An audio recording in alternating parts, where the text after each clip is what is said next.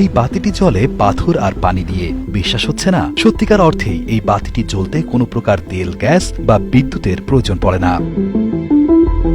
একে বলা হয় কার্বাইড ল্যাম্প। এর জ্বালানি হিসেবে ব্যবহৃত পাথরগুলো ক্যালসিয়াম কার্বাইডের টুকরো, আর সাথে ব্যবহার করা হয় বিশুদ্ধ পানি। কার্বাইড বাতি প্রথম আবিষ্কার হয় 18 শতকের মাঝামাঝিতে। সে সময় মোটরগাড়ির হেডলাইট, স্টিমার, ছোট নৌকা, জঙ্গলে শিকারের কাজে এবং সাইকেলে ব্যবহৃত হতো। তবে সবচেয়ে বেশি ব্যবহৃত হতো মাটির গভীরের খনিতে। পাথর আর পানিতে চলা এই বাতিটি কাজ করত বেশ সহজ কিন্তু জটিল একটি প্রক্রিয়ার মধ্য দিয়ে। কার্বাইড বাতি খুব সাধারণ একটি ডিভাইস। এর শরীরে থাকা ছোট সিলিন্ডারের দুটি আলাদা প্রকোষ্ঠ রয়েছে। এর একটিতে পানি ধারণ করে এবং অন্যটিতে ক্যালসিয়াম কার্বাইডের টুকরা রাখা হয়। পানি ক্যালসিয়াম কার্বাইডের সংস্পর্শে আসার সাথে সাথে অ্যাসিটিলিন গ্যাসের সৃষ্টি হয় এবং উজ্জ্বলভাবে জ্বলে ওঠে। বাতিটির মাথার দিকে সীসার তৈরি অবতল প্লেটে থাকা একটি ছোট চাকা ঘুরিয়ে দিলেই অ্যাসিটিলিন গ্যাস জ্বলে ওঠে এবং সৃষ্টি হয় অগ্নিস্ফুলিঙ্গের। কার্বাইড বাতির ইতিহাস বেশ পুরনো। সর্বপ্রথম 1892 সালে টমাস উইলসন চুন ও কোকের মিশ্রণে বৈদ্যুতিক আর্ক ফার্নেসে ক্যালসিয়াম কার্বাইড আবিষ্কার করেন। সেই সময়ে ক্যালসিয়াম কার্বাইড তৈরি করা ছিল রসায়নের শিল্প বিপ্লবে একটি গুরুত্বপূর্ণ ঘটনা। সে সময় যুক্তরাষ্ট্রের বাসাবাড়িতে ব্যাপকভাবে এই আলো ব্যবহারের চল শুরু হয়।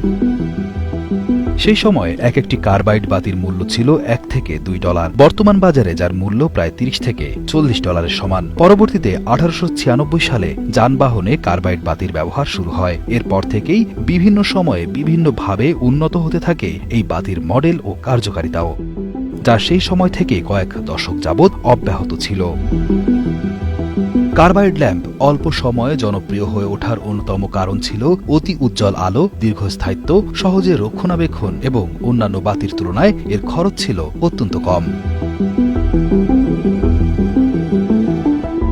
মাত্র 100 গ্রাম কার্বাইডে প্রায় 6 থেকে 7 ঘন্টা আলো দিতে পারত এই বাতি। তবে বেশ কিছু অসুবিধাও ছিল, যেমন ঠিকঠাকভাবে ব্যবহার প্রক্রিয়া না জানলে ভয়াবহ বিস্ফোরণের ঝুঁকি যেমন ছিল, তেমনি বাতি জ্বলার সময় আশেপাশে বাজে গন্ধের উদ্ভব হতো।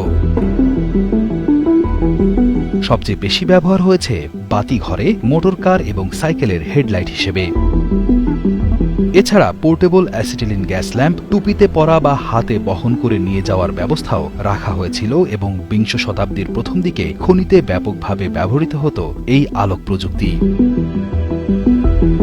তবে 1932 সালে মোয়াকুয়া কয়লা খনিতে কার্বাইড ল্যাম্পের কারণে মিথেন গ্যাস বিস্ফোরণে 54 জন শ্রমিকের মৃত্যুর পর মার্কিন যুক্তরাষ্ট্র এই বাতির ব্যবহার ধীরে ধীরে কমিয়ে আনে, কিন্তু অন্যান্য দেশ তখনও এর ব্যবহার করেই যাচ্ছিল। বর্তমানে বৈদ্যুতিক বাতির ব্যবহারে প্রায় বিলুপ্ত, এক সময়ের বহুল জনপ্রিয় এই বাতিটি।